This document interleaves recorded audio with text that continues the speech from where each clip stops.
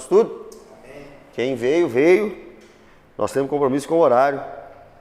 E com você que está aqui, glória a Deus por isso. Vamos orar então? Ora por nós aí, Júlio. Deus, obrigado, Pai, por mais esse dia, mais esse dia. Sim, Deus. Obrigado, Pai, por renovar essa Pai, a gente te pede, Senhor, para perdoar os nossos pais. Amém. Que a gente sabe, que nós devemos ao culto. Nos ensina a perdoar. Nos enche do Teu Espírito Santo, Senhor. Que a gente fique cheio do Teu frutos, possa prosperar no Teu reino, viver o Teu reino. Pede, Senhor, para abençoar agora o nosso pastor, o nosso pregador. Amém, Pai. Que a gente possa, com o dom da sua sabedoria, examinar as Escrituras agora, Pai. Amém. E a gente pede, Senhor, que o seu Espírito faça presente em nós. Amém. Glória a Deus. 1 Coríntios capítulo 10, versículo 14. 1 Coríntios capítulo 10, versículo 14. Só o Vitor pegar a Bíblia dele aqui. Cadê, Vano? Essa Bíblia aí, Vano. Vigia. Na semana passada, nós falamos sobre os erros que os israelitas cometeram no deserto. E dentre vários erros, que os israelitas cometeram no deserto, nós temos 3 que sobressaíram e que Paulo traz aqui nesse texto. O primeiro é a idolatria. Lembra da idolatria? Por que foi a idolatria? Por que é que os israelitas caíram na idolatria? Porque Moisés subiu ao monte, ficou lá 40 dias, e quando ele desce, ele irado quebra as tábuas, irado Deus disse que não ia mais com o povo. Por quê? Porque o povo já tinha feito bezerro de ouro, idolatria. O segundo pecado também é pesado tanto quanto a imoralidade. Lembra da imoralidade sexual no deserto? Falamos semana passada. Um homem chamado Zinri pega uma mulher chamada Cosbi ou Cosbi e infiltra essa mulher no meio dos homens de Israel, e os homens de Israel têm relação com aquela mulher, e aquela mulher não era israelita, ferindo a lei de Deus. Então, por causa disso, Deus dá a sentença, o juízo para aquele povo através de Finéias, e ele mata o homem, Zinri, e muitos israelitas são punidos por causa daquilo. O terceiro erro de Israel também aparece aí no versículo 10, a murmuração. Eles cometeram idolatria, cometeram imoralidade e cometeram murmuração. E a murmuração foi porque eles estavam com saudades da comida do Egito. Olha para você ver, irmão. Deus tira com mão forte aquele povo, e agora aquele povo está com saudade da comida do Egito. Mas perceba comigo que no capítulo 8 Paulo já tinha falado de idolatria. No capítulo 9 ele fala sobre um pastor, um pregador ser assalariado. E no capítulo 10 ele volta a falar de idolatria. No versículo 6 e 7 ele fala sobre idolatria. No 8 e 9, imoralidade. No 10 ele fala sobre murmuração. Na verdade, no 8 ele fala de imoralidade, no 9 e no 10 ele fala de murmuração. Agora, a partir do versículo 14, ele volta a falar de idolatria. E aqui, meus irmãos, é muito bom falarmos sobre isso, e talvez eu pregue sobre isso algum domingo aqui, não o próximo, mas talvez o outro, esse mesmo texto, porque nós estamos entrando em um mês onde muitos evangélicos praticam idolatria. Infelizmente, no mês de junho, nós temos uma festa chamada Festa Junina, que não é uma festa protestante. Olha para você ver como temos que falar o óbvio, Festa Junina é uma festa católica. Há São Pedro, Santo Antônio e São João. Mas esses que cometem essa idolatria, talvez nem sabem que estão cometendo essa idolatria. Paz, boa noite. porém estão caindo no erro de 1 Coríntios capítulo 10. Nós vamos lendo e eu vou explicando e vocês vão entendendo o porquê que esse texto é muito importante nos nossos dias. Nos dias de junho, festa junina, etc, etc, está proibido aqui. E eu vou mostrar por quê. Gosto disso não, concordo com isso não. Eu sou assim, radical quanto a isso. Hã? Claro, já vou fazer amanhã. Dia 1º de junho eu já estou postando. Sábado. Crente na festa junina? Não. Vamos ver como é que vai ser esse negócio. Vamos ler e vocês vão entender por quê. Primeiro, olha o versículo 14 de 1 Coríntios capítulo 10. 1 Coríntios capítulo 10, versículo 14. Portanto, meus amados, perceba, portanto, ou seja, agora ele vai concluir o assunto que ele começou no 8. Tá certo que ele fez alguns parênteses, fez mesmo. Porém, ele volta ao assunto central, idolatria. Portanto, meus amados. Irmãos, Paulo está falando para uma igreja extremamente problemática, a igreja de Corinto. Mas ele chama aquela igreja, aqueles irmãos, de amados. Lá no início da carta, no primeiro capítulo, Paulo está chamando aqueles irmãos de igreja do Senhor. Só que você que está no estudo bíblico aqui, você chegou até o capítulo 10. Nós já passamos por todos os 9 primeiros capítulos.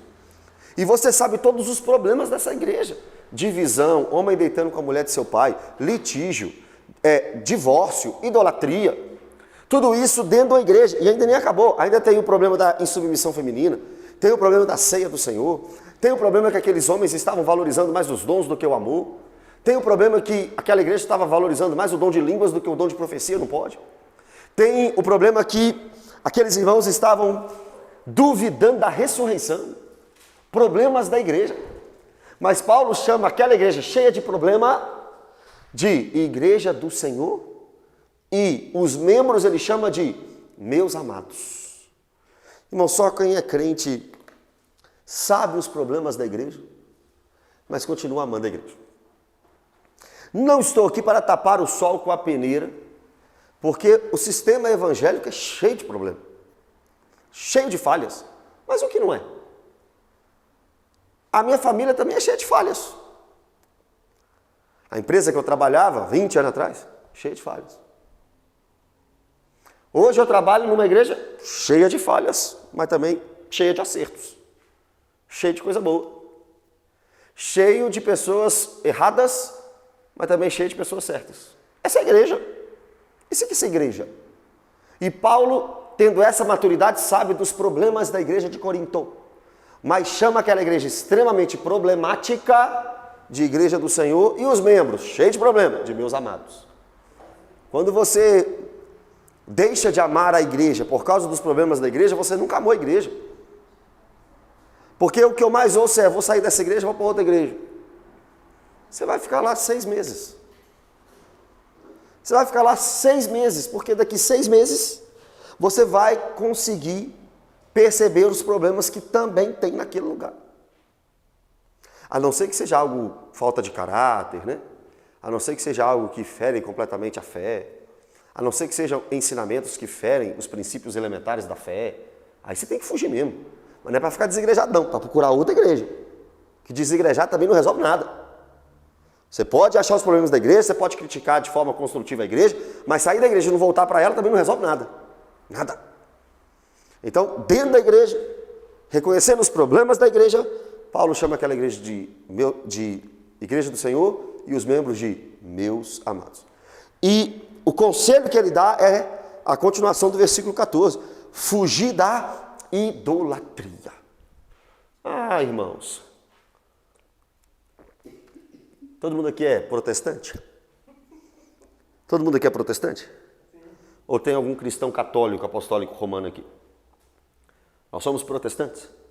E quando o assunto é idolatria, a gente fala assim, opa, disso aqui eu estou livre. Pastor, o senhor tem que pregar isso aí para os católicos. Católico que é idólatra. Sabe por que a gente acha que católico que é idólatra? Porque a gente acha que idolatria é tão somente se dobrar diante de uma imagem. Nós colocamos isso na cabeça. Mas idolatria não é prostrar-se diante da imagem apenas. Porque lá no Êxodo 20 condena a imagem, mas condena o prestar culto a outro que não seja Deus. Idolatria é prestar culto. Traduzindo, é ter algo como foco da sua vida que não é o Senhor. Isso é idolatria. Se dobra a imagem, idolatria, não pode? Não pode. Mas prestar culto a outro ser que não seja Deus, ou seja, servir, culto é servir. Servir a outro que não seja Deus é idolatria. Então, nós evangélicos também caímos na idolatria. É lógico. Nós idolatramos o emprego, nós idolatramos a mãe, nós idolatramos o pai, nós idolatramos os filhos. Nós idolatramos um celular, nós idolatramos um status, nós idolatramos.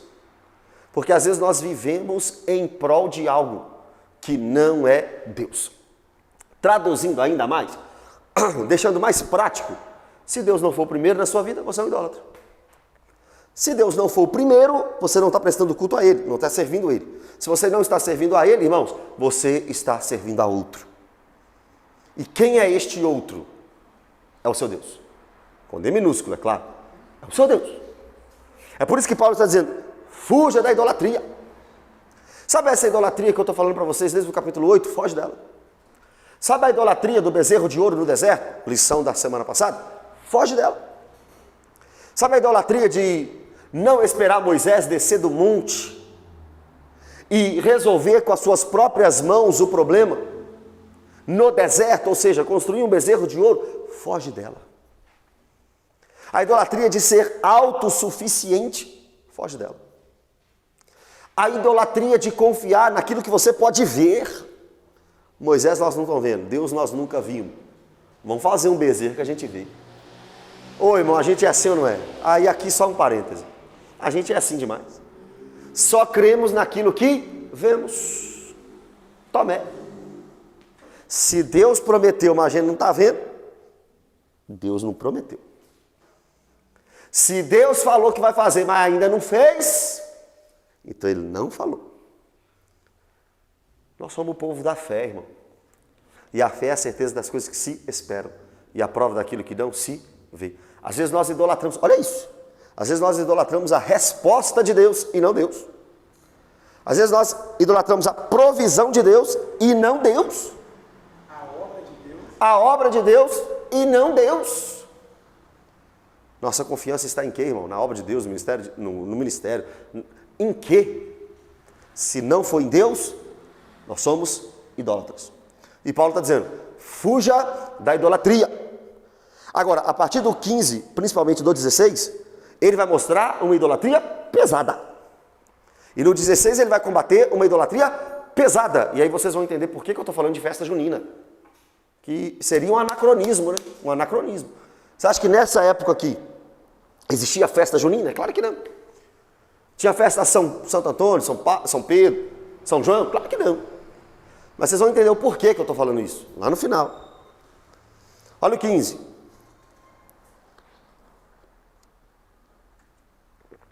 Falam como a criteriosos. Julgai vós mesmos o que eu digo. Olha aí, Paulo ainda chama aqui povo de inteligente. Ó, tudo que eu vou falar aqui agora eu estou falando para a pessoa que tem critério. Pessoa que analisa. Ô irmão, se essa igreja fosse uma igreja que não tivesse estudo bíblico, e se eu duvidasse da sua constância bíblica, eu poderia vir aqui pregar qualquer coisa. Porque você cairia. Só que Paulo está dizendo que ele vai pregar agora para pessoas criteriosas. E eu queria muito que essa igreja fosse uma igreja criteriosa na Escritura. Que não desse aleluia e glória a Deus para qualquer coisa, não. Tem pastor que fala qualquer coisa, o irmão está lá, aleluia, glória a Deus. Se você perguntar ao pastor a base bíblica, ele não tem. Mas o aleluia e glória a Deus ele já recebeu. O fala a Deus ele já recebeu.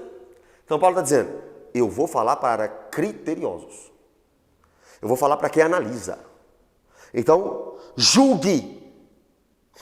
Ó, a turma do não julgueis, cadê? Não veio hoje. Julgai. Não pode julgar? Pode sim. O que não pode é julgar hipocritamente. O que é julgar? Decidir.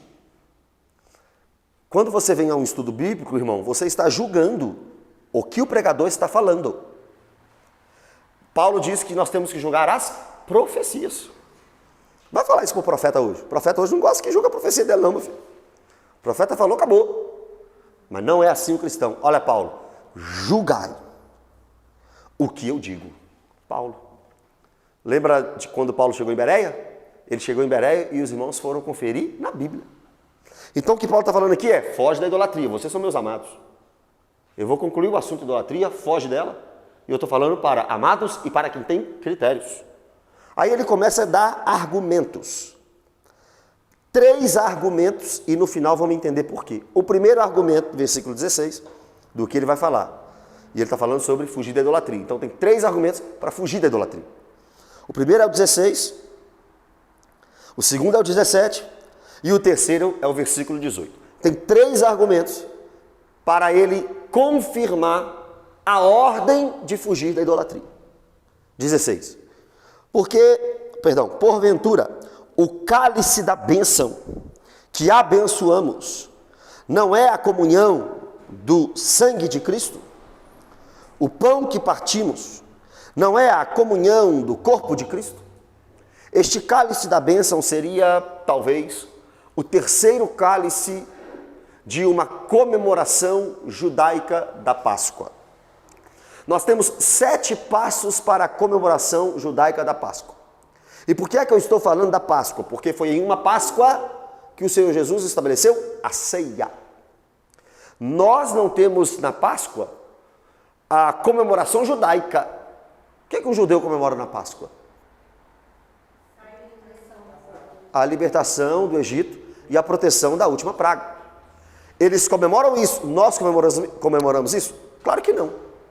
Nós comemoramos a morte e a ressurreição de Jesus, que foi enquanto os judeus comemoravam a Páscoa.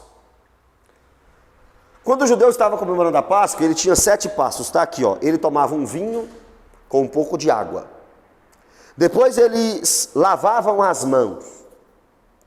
O terceiro passo era comer as ervas.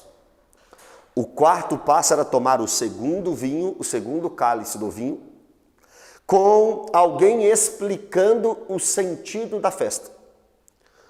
O quinto passo era alguém citar ou cantar algum salmo, de preferência o salmo entre o Salmo 113 e o Salmo 118.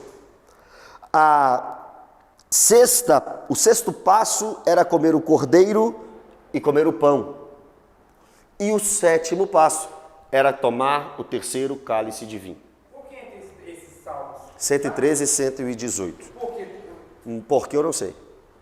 Não tem lá. Tem uma explicação não. Está aqui, Salmo 113 a 118. A gente pode ler eles, mas não tem nada sobre... Não tem nada sobre Páscoa ou algo assim, não. Era um costume judaico. Salmo 113 ao 118. E o 7º passo era tomar o terceiro cálice do vinho. Então é exatamente isso. É o terceiro cálice que era chamado de cálice da bênção. Então Paulo está dizendo, quando nós tomamos o cálice da bênção, nós não estamos com comunhão com o sangue de Cristo. E quando nós comemos o pão, nós não estamos em comunhão com o corpo de Cristo. Olha que interessante. Fuja da idolatria, é o título. Primeiro tópico, quando você participa da ceia, você está em comunhão, você tem algo em comum com o sangue de Cristo. Quando você come do pão, você tem algo em comum com o corpo de Cristo, comunhão. Fuja da idolatria. Aí ele vem falar de quê? De comunhão quando você participa da ceia. Com o corpo e com o sangue de Cristo. Guarda isso, comunhão. Segundo ponto, segundo argumento, 17.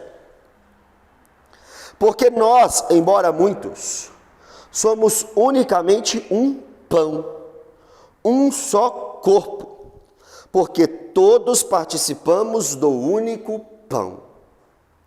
Primeiro argumento, se você participa da ceia, você tem comunhão com Cristo. Segundo argumento, se você participa da ceia com um irmão, você tem comunhão com o irmão. Então você é um com o irmão. Foge da idolatria. Tá bom, Paulo, vou fugir. Me explica por que eu tenho que fugir. Calma. Olha meus argumentos. Se você participar da ceia, você tem comunhão com Cristo. Se você participa da ceia com o irmão, você tem comunhão com o irmão. Terceiro, 18. Considerai o Israel segundo a carne. O que seria Israel segundo a carne? O Israel étnico. O povo de Israel, descendente de Abraão pelo sangue. Considerai o Israel segundo a carne, ou seja, considerai a nação de Israel.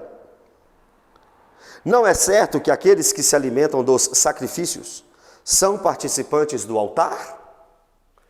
Existia alguns sacrifícios em Israel que o ofertante ia até o sacerdote, levava uma carne, um animal, o sacerdote preparava aquele animal para sacrifício, uma parte deste animal o ofertante comia, e uma parte do animal o sacerdote comia. Então Paulo está dizendo, olha o que fazem os israelitas. Quando eles vão entregar algum tipo de oferta, eles comem dessa oferta. E comendo desta oferta, o que eles têm com o altar e com a oferta? Comunhão. São participantes daquela oferta no altar. Fuja da idolatria. Tá bom, Paulo, por quê? Calma. Deixa eu te dar uns argumentos aqui que vão introduzir minha mensagem. Quando você participa da ceia, você tem comunhão com Cristo. Quando você participa da ceia com os irmãos, você tem comunhão com os irmãos. E o Israel, segundo a carne, os israelitas, quando entregavam um sacrifício para o sacerdote, eles comiam dessa oferta também. Então, isso fazia com que eles tivessem comunhão, participação, intimidade com a oferta no altar. Ok, Paulo, já entendi. Ah, Paulo, você está querendo falar comigo de comunhão. Que quando a gente participa de alguma coisa, a gente tem comunhão com essa alguma coisa. É isso que você está querendo dizer, Paulo? É isso que eu estou querendo dizer. Estou mostrando para vocês 3 exemplos de como nós temos comunhão com aquilo que a gente aceita. Como nós temos comunhão com aquilo que a gente tolera. Como nós temos comunhão com aquilo que a gente participa. Aí no versículo 19, olha, que digo, pois? Ou seja, cheguei onde eu quero chegar. Que digo, pois? Que o sacrifício ao ídolo é alguma coisa? Ou que o próprio ídolo tem valor algum? O que Paulo está dizendo é, eu sei que o ídolo não tem valor. Mas a pergunta que eu faço para vocês aqui é, se eu fizer uma oferta, se eu me ajoelhar diante de um Deus que não seja o de Israel, eu estarei fazendo algo válido, ou seja, se eu oferecer sacrifício a Baal, esse sacrifício é válido? Não? Sim ou não? Não, preste atenção. Nós somos cristãos e sabemos que existe um Deus verdadeiro. Quando eu estou oferecendo um sacrifício a Baal, um ídolo, esse sacrifício é válido? Vai mudar alguma coisa no mundo espiritual? Não. Aí a pergunta é, por que não? O sacrifício é para poder pagar a culpa, né? É um sacrifício, uma oferenda, um culto. Se eu vou para Baal e faço uma oferta para Baal, é válido? Não. Por que não é válido? Isso, porque Baal não existe. Um ídolo não existe. Então eu posso chegar aqui com a maior das fés e falar assim, olha, nossa, eu amo e adoro Zeus. Então agora eu vou fazer aqui um culto a Zeus. É válido aquele culto? Por que não? Porque não existe. Só tem um Deus verdadeiro. E aí eu volto na lição, que eu não sei se foi o Pedro ou se foi o Vitor, que deu em 1 Coríntios 8. Abra comigo. Foi o Pedro? 1 Coríntios capítulo 8, versículos 5 ao 7. Olha só. 1 Coríntios capítulo 8, do 5 ao 7. Pode ler? Vou ler, ó. Porque ainda que há também alguns que se chamem deuses, quer no céu ou sobre a terra, como há muitos deuses e muitos senhores, todavia para nós há um só Deus, o Pai, de quem são todas as coisas e para quem existimos, e um só Senhor, Jesus Cristo, pelo qual são todas as coisas e nós também por Ele. Só até aqui, só os 6. O que Paulo está falando? Muita gente chama muita gente de deuses. É o Deus Baal, é o Deus Marduk, é o Deus Aserá. Tem muitos deuses nas culturas. Quer ver? Deixa eu ver se eu tenho alguns nomes de deuses aqui.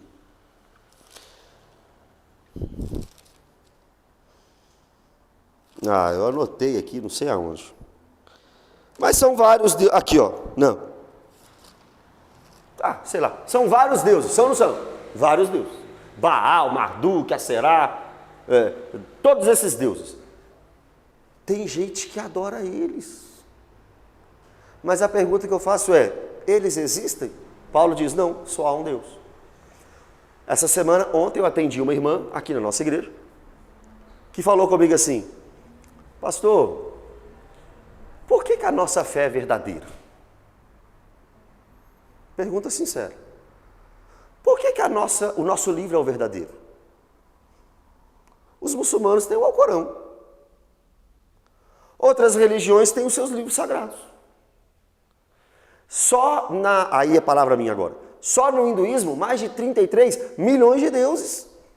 Milhões de deuses. Porque o nosso é verdadeiro. O nosso é verdadeiro porque nós cremos nisso. É questão de fé. Como é que você prova que Deus existe? Você não prova isso, irmão. É óbvio que você pode mostrar na criação, cientificamente. Você pode provar que algumas coisas da Bíblia se cumpriram, que essa Bíblia foi preservada, que a sua vida mudou. Você pode dar esses argumentos, mas isso não prova que Deus existe. Como é que você prova que existe um ser superior? Como é que você prova isso? Não, porque se a Terra tivesse 1 centímetro abaixo, ela seria congelada. 1 centímetro acima, ela seria queimada pelo sol. Isso prova que Deus existe? Isso é matéria para falar que Deus existe? Na minha cabeça é. Na minha cabeça, Ele te responde em oração, se Ele te transforma, se Ele te dá os frutos do Espírito. Na minha cabeça é. Mas vamos pensar na cabeça de um ateu. Com a cabeça de um ateu. Isso não prova que Deus existe. Para mim prova. Para um ateu não. Só que outros creem em outros deuses. Por que o nosso é verdadeiro? Irmãos, no final de tudo é questão de fé. Você não consegue provar externamente que a Bíblia é a palavra de Deus, por exemplo. Eu consigo provar internamente vários versículos mostrando a inspiração divina. Mas externamente são todos argumentos evangélicos, protestantes, ou cristãos pelo menos. Argumentos cristãos. Deus preservou esse livro. Deus fez com que, no período de 1.600 anos, mais de 40 homens escrevessem esse livro e não tivesse contradição. Argumento cristão. Porque o Alcorão pode falar a mesma coisa. Então é questão de fé, nós estamos aqui pela fé. Nós somos um povo que vive pela fé. A fé do Messias. Como é que você prova que Jesus foi o Messias? Você chega para um judeu e fala assim: Jesus é o Messias? Aí ele fala assim: não. Aí você fala assim: é sim. Por que é? Por que Jesus é o Messias? Por que Jesus é o Messias prometido nas páginas do Antigo Testamento? Por quê? Porque ele cumpriu as profecias do Antigo Testamento. Não cumpriu nem todas. Jesus não cumpriu todas as profecias. É por isso que o judeu não crê, dentre outras coisas, que Jesus é o Messias. Por que não? Porque Jesus não cumpriu todas as profecias. Nós sabemos que Jesus cumprirá o restante das que faltam, na sua vinda. Mas para o judeu, a era messiânica é em uma batida só. Ele vem e instaura o reino. E nós somos sinceros em dizer: não. Ainda falta muita coisa a ser cumprida. Várias. Eu creio. Inúmeras. Qual? O restabelecimento de Israel. Paulo fala em Coríntios Agora, eu creio que todas as profecias se cumpriram. Não, mas então, vamos lá. Vou te provar que não. Primeiro, essa restauração de Israel eu também creio que ainda falta se cumprir. Sim. Mas ela não é messiânica simplesmente. Ela é uma profecia que trata de uma nação. Pelo Messias, através do Messias, eu concordo. Mas olha profecias que Jesus não cumpriu ainda. Um reino. O seu reino não está instaurado. A promessa de paz perene não está instaurada. Como interpreta, né? Por quê? Eu creio que o reino já foi instaurado. Hein? Eu também creio que o reino foi inaugurado, não totalizado. Se você falar comigo que o reino foi totalizado, você está falando para mim que nós estamos no novo céu. Com a volta dele. Exato. Nós somos cristãos e acreditamos assim. É uma profecia. É uma profecia. Isaías 65, Isaías 11, Isaías 2. Funcional, né? Se Israel é ou não é? Não. O reino... Eu creio que a profecia dentro dessas, tanto Isaías 65, Isaías 11, é baseada naquilo que se Israel vivesse. Não. Existem promessas condicionais a Israel. Deuteronômio 28, etc. Isaías 65, Isaías 11 não é condicional. Essas profecias são profecias de um reino que será instaurado nessa terra. Então me dá o versículo, pastor. Isaías 65 a partir do 17, Isaías 11 a partir do 1, Isaías capítulo 2, Zacarias capítulo 14, 17 em diante, Isaías capítulo 11 em diante, Isaías capítulo 2, Ezequiel 40 a 48, Ezequiel 40 a 48, Zacarias capítulo 14, Miqueias capítulo 4, são várias. Isso abrange a escatologia. E aí o judeu vai falar assim, esse reino não foi instaurado, a paz ainda não é eterna. O leão não está comendo com o lobo, com o cordeiro. Não é uma profecia que... Essas profecias não são condicionais, não são. Sim, Essas Israel, profecias, não. mas desse do Antigo Testamento não fala diretamente com o Messias. Depende de como é o seu lado escatológico. Não. Sabe ler nisso? Não, mas não tem nada a ver com isso. Estou te dando a minha palavra, você vai ler o texto. Eu tenho a certeza absoluta que não é isso. Isaías 65, Isaías 11 é uma promessa de reino. Daniel 7, pode anotar aí. O reino eterno dos santos e do ancião de dias. Isso não é condicional. Isso são profecias que o Messias vem e instaura. Não pode ser condicional porque essa é a esperança de todos nós. Nós estamos esperando um Cristo vir para instaurar o seu reino. Aí, se você for pré-milenista, o milênio é literal, 1000 anos direto de Jerusalém. Se você é milenista, o reino já começou e quando ele vier, instaurará então o novo céu e a nova terra, o reino eterno. Isso não é condicional, isso é decreto de Deus. Cristo vem e instaura o reino, não tem nada de condicional nisso. Condicional seria Deuteronômio 28, etc. Não há absolutamente nada de condicional. Cristo vem e vai fazer isso. Voltando para o nosso texto, 1 Coríntios capítulo 10.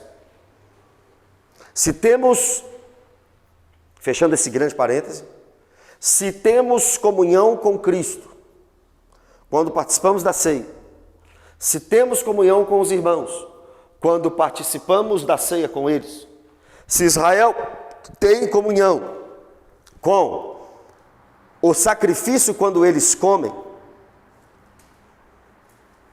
também teríamos comunhão se fizermos algo para o ídolo.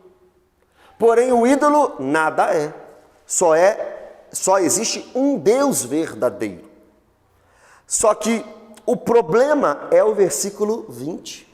1 Coríntios 10, 20. Antes digo que as coisas que eles sacrificam é a demônios que as sacrificam e não a Deus. E eu não quero que vos torneis associados aos demônios. Agora chegou o problema. Quem tem comunhão com o sangue de Cristo tem comunhão com Cristo. Quem tem comunhão com o irmão tem comunhão. Quem tem comunhão na ceia com o irmão. Chegou uma abelha aí, minha irmã? Deixa ela quieta aí. Se ela vier para cá, a gente mata ela. Ó, tenta prestar atenção aqui, deixa esse trem para lá. Comunhão com os irmãos na ceia. E se Israel come do sacrifício, Israel também tem comunhão com o sacrifício. Como é que eu trago isso para a ideia do ídolo? Porque o ídolo não existe. Então, tanto faz se eu fizer um sacrifício para ídolo, aí o ídolo não existe. Não. Aí é que mora o engano. Porque quando você idolatra, quando você faz algo para o ídolo, na verdade, quem aproveita daquela situação são demônios. O ídolo não existe, mas o ídolo é esconderijo de demônios. Então, quando você está em um campo idólatra, em uma mesa idólatra, mesmo sabendo que os ídolos nada são, quem está aproveitando daquele momento de idolatria são os demônios. E Paulo está dizendo, eu não quero que vocês tenham comunhão com os demônios. Ah, não tem nada a ver. Agora eu aplico. Não tem nada a ver ir na festa junina para São João, São Pedro, Santo Antônio. Tem não? Eles não são deuses, né? São homens que são idolatrados. O ídolo nada é. Mas se você senta nessa mesa, se associa com isso, você está associando com o quê? Com o demônio. Como é que nós vamos falar uma coisa dessa e fazer uma coisa dessa? Sem falar de templos pagãos, aí nem se fala. Mas nos templos pagãos a gente fala, não, isso aí não. Ou seja, eu não vou lá no templo de Baal adorar Baal. Mas nós vamos na festa junina. E nós estamos sendo associados a demônios quando participamos de festas idólatras, de festas pagãs. Não é simplesmente uma roupinha xadrez, igual a camisa do Júlio ali, ó. Já está no clima, Júlio? É isso, Júlio? Não é uma blusa xadrez apenas.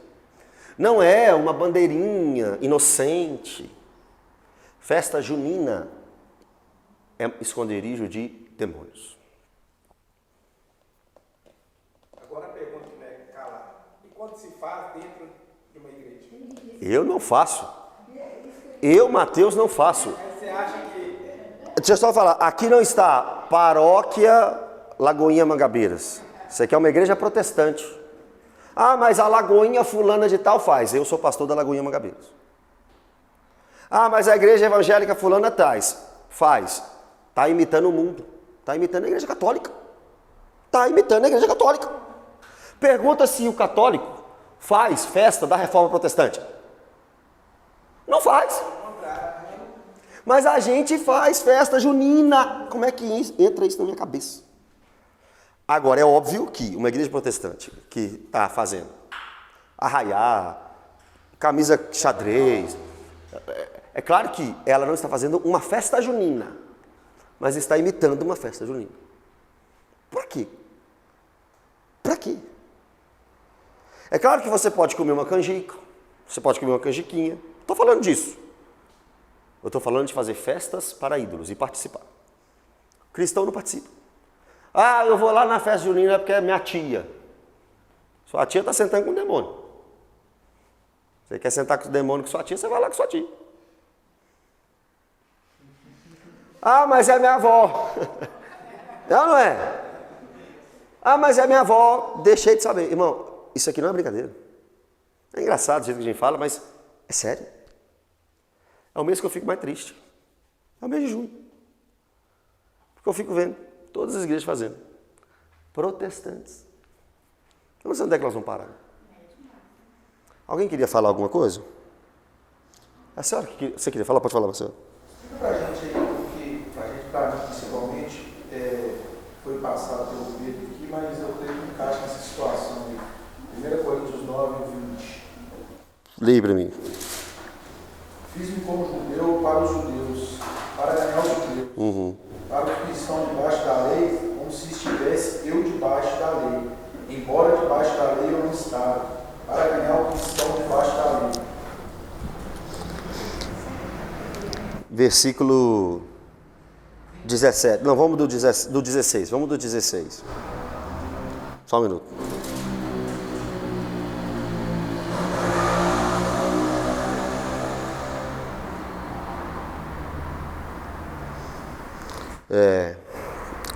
1 Coríntios 9,16. Se anuncio o evangelho, não tenho de que me gloriar, pois sobre mim pesa esta obrigação. Porque ai de mim se não pregar o evangelho. Se o faço de livre vontade, tenho galardão. Mas se constrangido, e então a responsabilidade de despenseiro que me está confiada. Como é que eu vou fazer forçado se eu sou despenseiro? E a minha obrigação é pregar o evangelho. Neste caso, qual é o meu galardão? É que, evangelizando, proponha de graça o evangelho, para não me valer do direito que ele me dá. Porque, sendo livre de todos, fiz-me escravo de todos, a fim de ganhar o maior número possível. Eu me fiz de escravo do judeu, na cultura judaica, com os judeus, para pregar para os judeus. Eu me fiz como aquele que está sob o regime da lei. Eu fui como um judeu. Eu estava no meio do judeu para pregar o evangelho.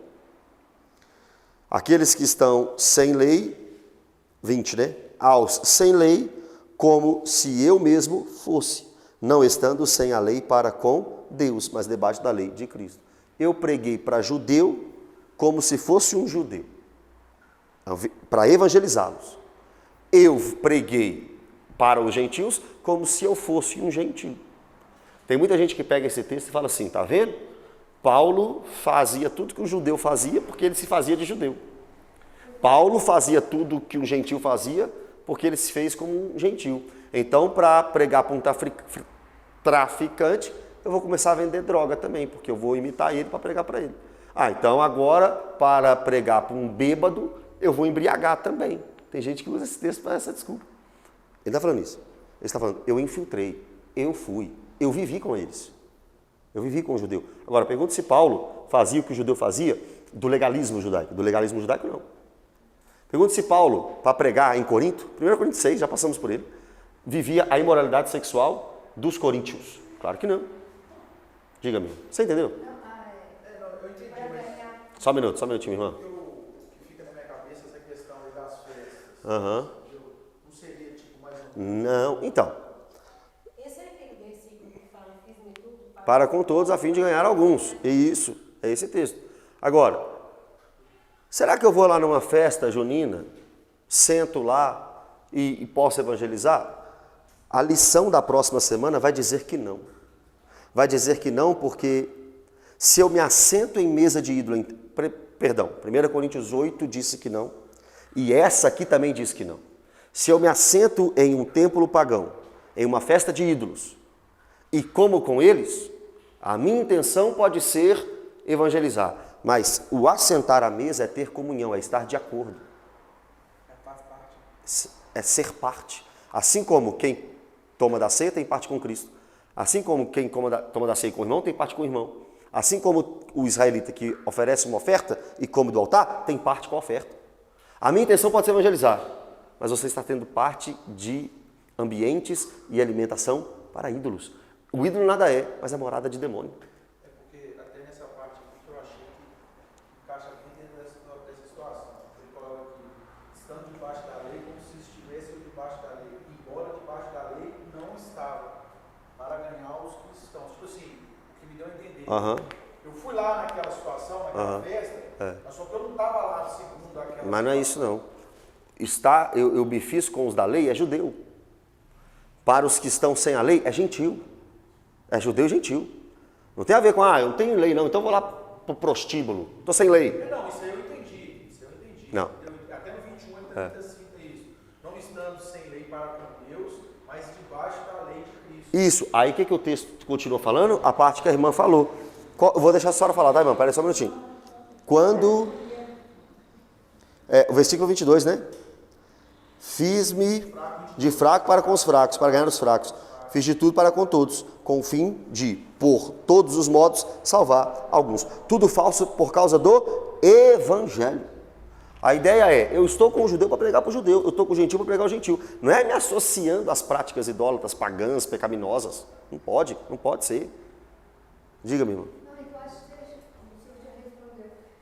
A pessoa na festa da heroína, né? Também. A mesma coisa da festa de Junina. junho, né? É. Da mesma coisa. É a mesma coisa. Não aconselho mesmo. Porque Paulo está dizendo que assentar nisso, estar ali, é ser participante de demônios. Será que só tem a festa junina para você evangelizar o católico? Por que você tem que ir na festa junina para evangelizar o católico? Evangeliza ele no outro dia. Porque o carnaval... Também. Evangeliza ele no outro dia, evangeliza ele antes da festa. Mas eu vou lá na festa, sentar lá, Santo Antônio, São Pedro, Santo Antônio, vou casar. E o crente rindo. E o crente brincando. Agora chama o católico para vir para a festa da Reforma Protestante. Martinho Lutero, que benção, hein? Acabou com a mentira da Igreja Católica. Vê se você vem. Não vem, mas nós vamos lá.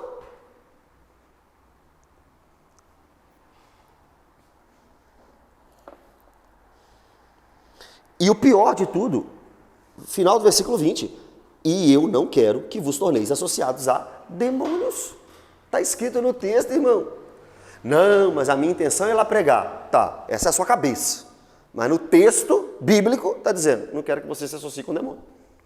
Não, Paulo, pode deixar para ficar tranquilo. Mas como é que a gente responde para Paulo? Não, Paulo, pode ficar tranquilo. Eu não vou associar demônio não, vou lá tranquilo, de boa. Não é que você vai sair endemoniado, não é que você vai sair crendo em demônio, não é isso não. É que só de estar ali, você está com parte naquilo. Esse é o problema. Então você pode estar com a melhor das intenções, mas você tem parte naquilo. Assentar à mesa é concordar. Mas eu não concordo, mas você está lá. E o versículo 7 do capítulo 8 diz que nem é por nós mesmos, não. Mas imagina um fraco na fé te vendo lá. Imagina alguém que passa na rua. Ué, Marcelo? Ó, que bacana, Marcelo, na festa junina. Ah, então é assim que é ser crente? Posso também. 1 Coríntios 8, 7. Aí eu abro um parênteses de novo, estudo bíblico é isso que é bom que a gente vai criando, né? Esses links. O que é escandalizar o irmão? Às vezes a gente acha que escandalizar o irmão é fazer algo que ele não gosta, não é isso. Por exemplo, chegou um assembleano aqui tradicional, e me viu pregando de tênis branco e camisa normal. Estou escandalizado, porque na minha igreja era só terno e gravata. Isso não é escandalizar. Escandalizar é fazer alguém tropeçar. Escandalizar é você, com a sua atitude, fazer com que alguém tenha a mesma atitude, só que sem fé. Isso é escandalizar. Estou pregando assim. Aí o irmão me viu pregando assim lá na igreja dele e começou a pregar assim, mas ele não tem certeza que pode pregar assim. Ele está fazendo a dúvida. Só que ele fez por causa de mim. Aí isso é tropeçar, fazer o irmão tropeçar. Aí eu pequei também. A mesma situação é o exemplo clássico, bebida alcoólica. Eu não bebo. Nem quando eu estava desviado, eu nunca bebi. Não recomendo. Mas a Bíblia proíbe um copo de vinho? A Bíblia não proíbe. A Bíblia proíbe a embriaguez? Proíbe. Então, será que eu posso sentar lá no boteco? Então, já que a Bíblia não proíbe a cerveja, eu vou lá no boteco, vou abrir uma live. Fala assim, ô dono do boteco, manda uma cerveja aí para nós. Aí os fracos na fé que vão entrar na live vão ver o pastor lá no boteco. O que vocês acham que vai dar uma coisa dessa? Você entende? Quando você é crente, a sua atitude não é só para você não, é para o outro também, pode falar. E a questão da consciência que vai falar no 7, seria mais ou menos isso? E isso que eu estou falando. Consciência não nossa propriamente dito, mas a do fraco, a do neófito. A consciência dele, a mente dele. Como é que ele vai receber o que nós estamos fazendo? Como é que o neófito vai receber o que a gente está fazendo? É assim que a gente pensa. É assim que o crente pensa. Como é que quem está me vendo vai ver o que eu estou fazendo? Minha mãe não comia carne na sexta-feira da paixão por causa disso. Eu estou aqui fazendo carne, o vizinho está sentindo o cheiro da carne que eu estou fazendo, o açougue viu eu comprando carne e vai ficar escandalizado porque eu não preciso comer carne. Romanos 14, né? Quem come carne não come, mas Romanos 14. Mas olha para você ver. Eu entendi, sua mãe era crente ou católico? Católico, crente? O católico... Não, o católico não come carne por um outro motivo, não é? Por causa do sacrifício de Jesus, etc. Só que o cristão, Romanos 14 diz, é porque Romanos 14 diz assim, ó, Aquele que é débil na fé, come legume. O maduro come carne. Mas não é por causa da sexta-feira da paixão. É por causa da lei de Moisés, né? Então, o que Paulo está condenando ali não é comer carne nesses exemplos, por exemplo. O que Paulo está condenando em Romanos 14 é: será que você precisa comer carne enquanto aquele judeu que converteu não consegue ainda se livrar das leis de Moisés? É um pouco diferente. Tem a ver com a lei de Deus e não com a tradição de homens. Não comer carne na sexta-feira da paixão é uma tradição de homens. O judeu que não come carne de porco, por exemplo, não come, não é porque é uma tradição de homens. Ele não come porque a lei de Moisés, Levítico 11, proíbe. Tem uma pequena diferença, entendeu? Mas ela deixava Não, ela deixava de comer, entendi. para não escandalizar. Entendi o exemplo. Fala, Varão. Não, dentro desse exemplo que Deus entrou aí, sobre pode, música secular, a gente chama de secular também, encaixa nessa questão desse assunto. De escandalizar, sim. De escandalizar, sim, depende. Se você está ouvindo lá um pagode e o novo na fé viveu uma vida de pagode e está te ouvindo, inspirando em você e está fazendo aquilo sem ter certeza, você está pecando também. Tudo que a pessoa faz sem fé é pecado. E eu não quero ser instrumento para isso. Então, todas as coisas me são lícitas, mas nem tudo me convém. Será que eu posso usar da minha liberdade para fazer o outro pecar? Paulo fala literalmente nessa carta que não. Eu não posso usar da minha liberdade para prejudicar o outro. Olha para você ver, irmãos, como somos cristãos, até o que é correto, até o que eu posso fazer, eu não faço. Por causa do outro. Por causa do outro. Entendeu? Vamos continuar. 21. 1 Coríntios 10, 21. Acho que eu vou pregar isso um domingo aqui. Pra gente pegar a igreja toda. Vou chamar você pregar lá desse paciente também. Vou. Ele tá precisando. Acho que eu vou pregar domingo agora, eu tô achando. Vou mudar a pregação. Tô pensando que eu quero pegar os irmãos tudo com as bandeirinhas no carro. Quem tá com as bandeirinhas no carro da festa junina? Vocês estão indo pra lá, né? Vou orar, deixa eu orar. Pode ser na carne também não, né? Tem que ser, tem que ser no espírito. Vai fazer alguém tropeçar aí na rádio. Vamos lá. 21. Agora olha isso, irmãos. Olha isso. Não podeis beber o cálice do Senhor e o cálice dos demônios. Não podeis ser participantes da mesa do Senhor e da mesa dos demônios. Paulo está falando, como é que você toma ceia e vai para a mesa de ídolo? Como é que você participa do corpo de Cristo, do sangue de Cristo, e depois está lá associando a demônios? Associa demônio não, associa sim, quando aceita coisas de ídolos.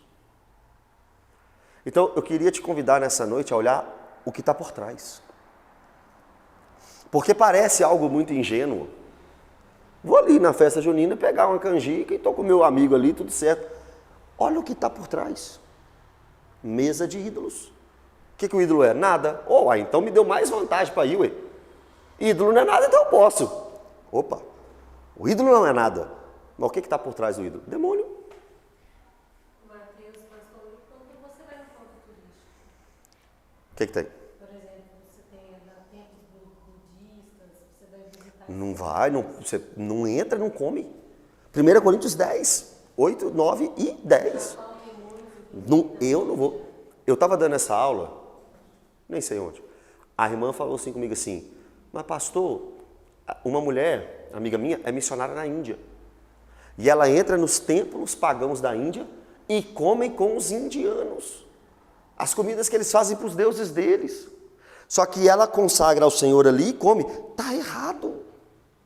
1 Coríntios 8, 9 e 10. Eu falei isso semana passada, vou repetir porque vale a pena. Comida sacrificada a ídolo, eu posso comer? Pode, não pode e depende. Eu posso comer coisas sacrificadas a ídolos? Nós passamos dessa lição. Posso. Quando? Quando eu pego essa comida e no meu individual consagro a Deus e como, sozinho, eu e Deus. Posso. Quando não pode? Na mesa de demônios, na mesa de ídolos, em templos pagãos. Não pode. E quando depende? Semana que vem. Quando você é convidado para ir num lugar e não te avisam que ali tem coisa sacrificada aí, você come. Mas se te avisar, você levanta e não come. Está na Bíblia. É ordem do Senhor Jesus. Mas eu vou na Bahia, vou comer uma acarajé. Como é que eu sei que aquele acarajé está consagrado? Isso, se você não sabe, você come. É o que eu estou falando. Nem pergunta, né? Se você não sabe, come. Esse é o depende. Se te avisar, não come. Se não te avisar, come. É o que eu estou falando. Agora, se lá na barraquinha, ô minha filha, come isso aqui é para remanjar. Aí você vai falar assim, tá queimado em nome de Jesus, eu não como não, você tá vendendo coisa atrás aí de ídolo, arrependei-vos e crente no Evangelho. Acabou com essas férias. Se avisar, não come. Vocês vão ver semana que vem. Se não avisar, come. Deixa eu fazer uma pergunta aqui. Numa missa, assim, dá um exemplo aqui. Tem um batizado de um irmão aí, de uma criança aí eles chamaram para participar. Entra dentro desse conceito também? Não. Não, né? Mesmo tendo os ídolos, tendo aquela... Não come. Por exemplo, aí você vai fazer um almoço depois. Mas um almoço depois do batizado. Não tem nada a ver. Você pode comer à vontade. A missa ali não tem nada a ver perante os, né, aquelas estátuas. Não. A não ser que, aqui, por exemplo, a hóstia lá dos católicos. Não é para ídolo. É um símbolo de Cristo. Mas você Eu não como. mas... Eu não como, mas não se encaixa nisso aqui não. Isso aqui é para ídolos, idolatria. O católico, quando faz isso, ele está fazendo isso para Cristo. Agora, se fosse a hóstia de São Pedro, aí entra. Entendeu? 22, para a gente encerrar. Ou provocaremos... aí você está assim ainda. Você está aqui assim, ó. Não, mexe que eu vou mexer com isso não. Eu vou. Você ainda não está convencido. Você está assim, não, vou sim. Minha intenção é outra. Aí o 22 é para você. Ou provocaremos zelo no Senhor. Zelo da santidade dele. Ou você vai permitir que Deus sinta a sua santidade violada pelo que você faz. Se ele colocar ele à prova? Em parte sim. Somos acaso mais fortes do que ele?